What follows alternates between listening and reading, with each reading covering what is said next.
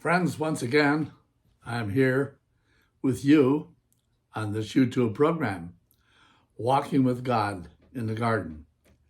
I hope your walk this past week has been a wonderful one. There are so many wonderful things to do and to see. This is the time of the year when flowers are bursting out everywhere. Birds are singing, and there's growth. If you're a gardener like I am, you will be excited about the fact that having planted a seed or set out new plants, you just wait now for the productivity. That's what gardening is, walking with God in the garden. I don't want to sound repetitious, but I have before indicated to you that actually your garden is where you are. And I hope that you are walking with God in that garden. It's not always easy. We know that there can be difficulty. Sometimes life is difficult and troublesome. Actually, in the book of Job, there's this interesting expression, and I would like to just read it for you, where it says, and I find this most interesting, that yet man is born to trouble as surely as sparks fly upward. Man is born to trouble. I just have a new great-grandchild, and I'd hate to think that this great-grandchild that I have could understand my words if I said, do you know what your life's going to amount to? It's going to amount to trouble. Those of us who have lived for some time know that trouble can come. We don't always invite it. We don't solicit it. It just happens. Oh yes, I know that in so many cases, people are responsible for the consequences of their lives. Whatever a man sows, the Bible says, he also reaps. We want to reap the very best there is. So we're called to do the very best that we can. And I do believe that overall, the results of life are because you have disciplined yourself and you have watched your steps. So walking with God in the garden, we're always challenged. We're challenged to make sure that things are planted, good ideas, good relationships, and that those are, as we have with plants, nurtured and cared for. That takes some effort. Today, I visited my son and his wife, and some distance from Escondido, and it would have been easy just to stay home. And yet, we know it's important to extend ourselves, to get out of ourselves, to visit, to say hello, to give a hug, and yes, to say, I love you. Wonderful to be with you. Friends, that is so important in life. That's part of our gardening, nurturing, caring. And the harvest will be there. I was surprised to learn again of how much attention, how much care is being given by the children of my son and his wife. It is just amazing. And how wonderful it is if you are retired or maybe even handicapped, if your children are responding to take care and to give you love because you have sown it in their lives. Walking with God in the garden. So wherever you are, it is a walk. And the Bible says that Adam, as he walked with God in the garden, did it in the cool of the day. It's wonderful to have a relaxing time and to be able to just relax with God and let God speak and share and show. That is what life should be. Well, today, again, let me introduce myself. I'm Richard Halls. I am sponsoring this YouTube program, Walking with God in the Garden. And my purpose is to encourage you. I don't know how many of you watch this program regularly, but regardless, whether you do or not. It is with the intention of lifting you up, giving you some direction, hopefully motivating you to have the very best that God offers in life. But we also know, of course, there are difficulties. As it says here in the book of Job, that when we come into the world, there will be problems and there will be struggles. From the very first breath of a baby to the very last breath of an adult, there are challenges.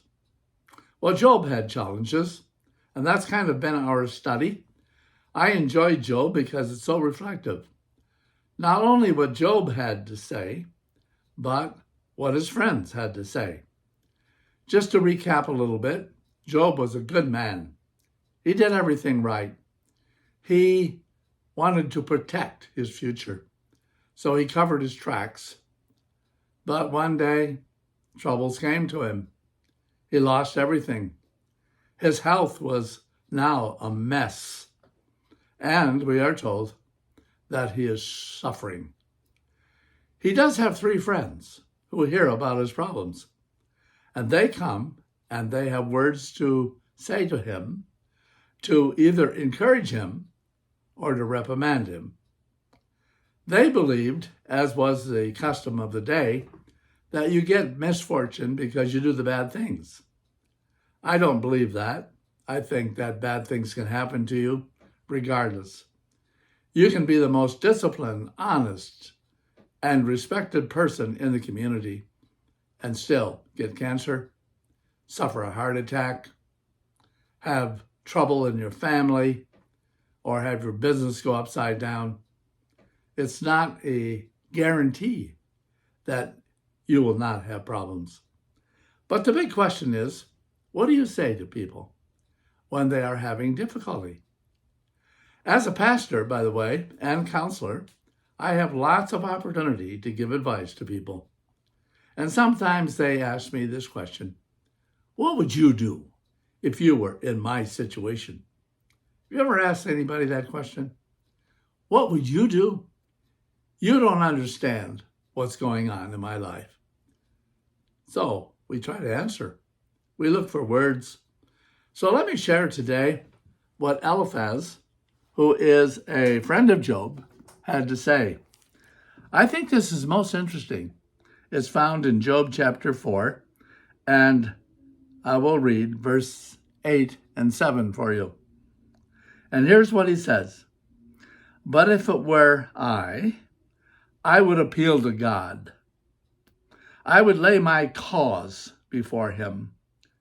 He performs wonders that cannot be fathomed, miracles that cannot be counted. He bestows rain on the earth.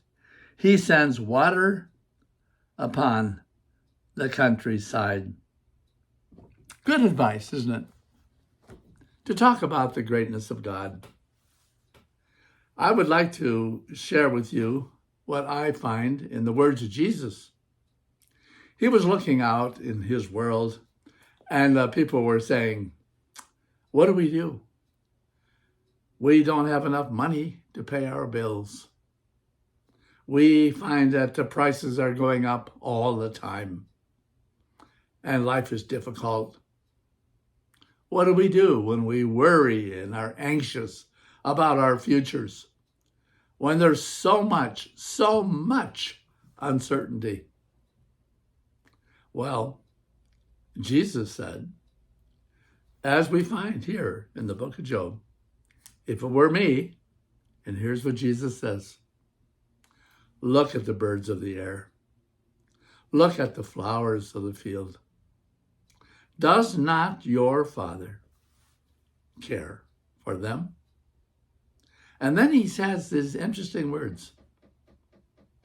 If God so cares for the birds of the air and the flowers of the field,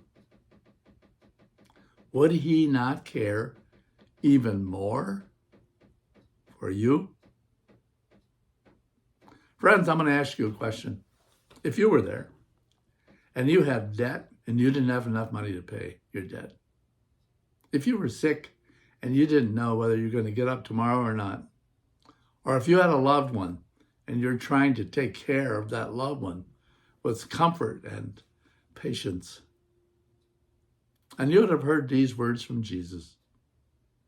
What would you have said? Well, Jesus, it's easy enough for you to say it because you don't have the same problems I have. So what do you mean, the birds of the air and the lilies of the field? That would be a legitimate question you could ask of Jesus. Notice what Job's friend said. If it were me, Job, if I was in your situation, this is what I would do. Well, is this what you would do? I would appeal to God. Yes, we should appeal to God. We should pray. We should seek him out. We should study his word. Find what he has for us. I would lay my cause before him. I'd tell God what's going on. It's apparently he doesn't seem to care, but I would lay it before him. The Jewish people did this time after time after time when they were in captivity.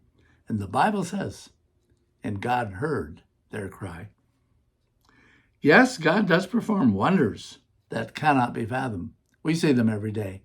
It's amazing how nature unfolds around us. He bestows rain on the earth. We've had it here in Southern California. Unbelievable blessings. And he sends water upon the countryside. Friends, we have these words, and we need to go to God. Not just look at our problems, not just complain about the way things are, not giving up and saying, it doesn't matter, God doesn't care. No, I think Eliphaz has some good words of advice here. Appeal to God. Go to him. Yes, and look around. And you will see the miracles all around you of God's provision. Can you do that today? Will you do that today? May God bless you as you do. This is your YouTube program. I would like you, by the way, to subscribe to this program. Tell other people about it. It would be wonderful to share it. Hopefully the message today has been helpful. God bless you.